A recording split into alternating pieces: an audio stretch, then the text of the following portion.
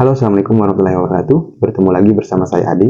Tentunya di video saya masih membahas seputar asam lambung, GERD, dan juga anxiety disorder. Nah, teman-teman, saya ini bukanlah suatu dokter. Saya juga bukan ahli terapi, tetapi saya ini merupakan mantan penderita asam lambung, GERD, dan juga anxiety disorder. Nah, di sini saya hanya berbagi pengalaman bagaimana cara saya bangkit ataupun cara saya sembuh dari penyakit asam lambung ini. Nah, teman-teman, ada beberapa pertanyaan kalian, kenapa sering sekali darah sering panas, sudah itu tenggorokan sering mengganjal, hidung sering tersumbat, kuping sering berdenging. Nah, ini semua teman-teman diakibatkan oleh yang namanya asam lambung. Asam lambung, di mana keadaan asam lambung kalian itu sedang naik ke atas ataupun sedang reflux. Nah, ini juga biasa disebut GERD, teman-teman, dalam bahasa medisnya. Nah, jadi ketika kalian terkena GERD, akibatkan asam lambung terlalu sering naik ke atas, maka katup esofagus kalian, katup lambung kalian itu akan melemah. Nah, ketika katup ini akan melemah, teman-teman, maka kapan saja asam lambung kalian itu akan naik ke atas. Nah, ketika dia reflux ini, teman-teman, itu bisa menyebabkan dada kalian itu terasa panas, terasa terasa nggak nyaman, tenggorokan juga sering mengganjal, hidung juga sering tersumbat, kuping juga sering berdenging, gigi ataupun gusi itu sering keropos. Nah, ini semua disebabkan oleh asam lambung yang menguras ataupun menggores terlalu sering naik ke atas itu. Jadi dia menguras apa yang dilewatinya. Jadi ketika asam lambung ini sedang naik ke atas, itu sering naik ke atas, maka apa yang dilaluinya itu akan mengalami kerusakan ataupun mengalami bukan kerusakan sih, kerusakan itu bisa berbahaya, akan mengalami lecet-lecet ataupun merasa tidak nyaman. Itu intinya, teman-teman. Nah, jadi bagaimana cara mengatasinya? Nah, untuk mengatasinya, teman-teman, nah, ketika katup esofagus kalian itu melemah, otomatis asam lambung kalian itu sering naik ke atas. Nah, solusinya bagi kalian yang sering mengalami seperti ini, kalian harus menjaga makan kalian itu jangan sampai menimbulkan ataupun yang menyebabkan asam lambung kalian itu meningkat. Nah, apa saja makanannya yang bisa menyebabkan asam lambung kalian meningkat? Di video-video saya sebelumnya sudah saya share, jadi kalian bisa simak saja nanti. Terus juga kalian harus setiap sudah makan itu, teman-teman, kalian jangan harus rebahan terlebih dahulu, karena dimana kalau dalam keadaan kalian sudah makan itu, otomatis lambung kalian sedang bekerja, jadi zat asamnya itu sedang menyumprat ataupun menyembur lebih banyak dari biasanya ketika kalian istirahat. Jadi ketika kalian rebahan, maka si asam lambung ini akan naik ke atas. Jadi kalian harus rehat dulu sejenak, atau sejam atau 2 jam setelah makan. Kalian jangan dulu tidur ataupun rebahan. Terus juga, teman-teman, posisi tidur kalian itu, teman-teman, kalian harus meninggikan kepala kalian lebih tinggi daripada lambung kalian. Misalnya kalian bisa tidur dengan 2 bantal ataupun 1 bantal yang agak tinggi, maka si asam lambung ini akan susah untuk naik ke atas ketika kepala kalian ini lebih tinggi daripada lambung kalian.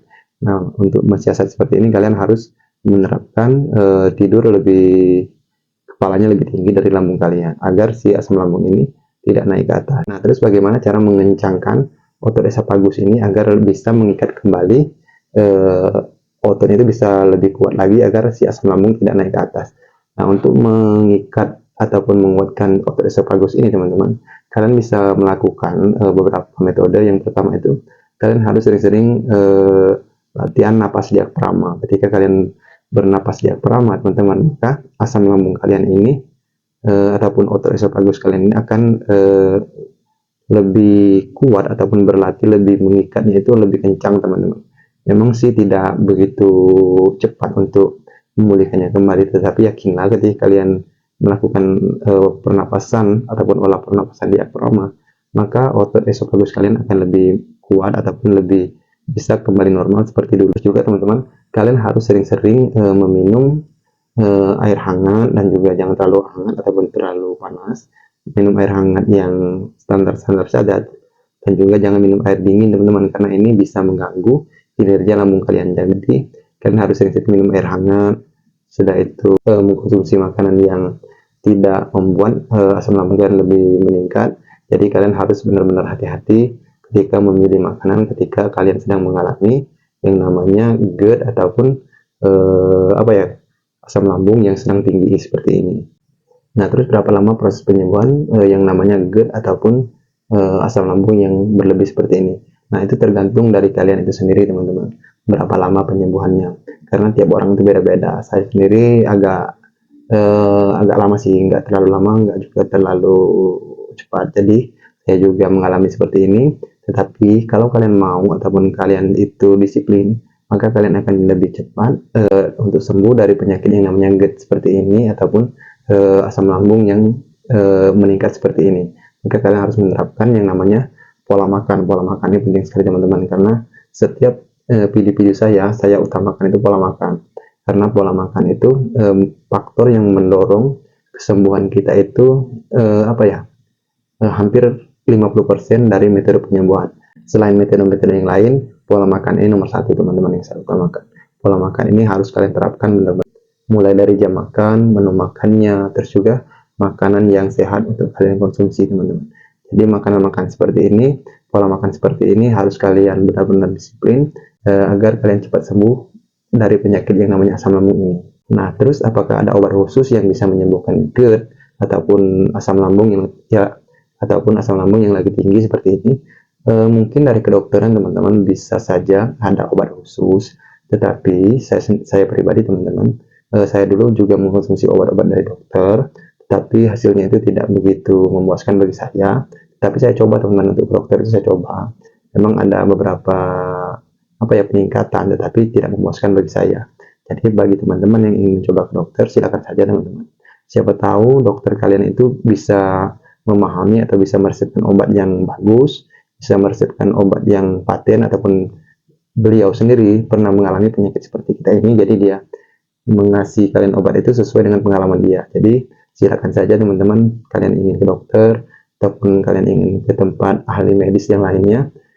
Tapi saya pribadi, teman-teman, saya hanya ke dokter cukup di awal-awal saja ketika mengalami penyakit ini, karena saya pribadi tidak punya uang. Jadi saya hanya melakukan pola makan, pola pikir, pola hidup, sering juga mencoba untuk keluar rumah melawan semua sensasi yang saya rasakan.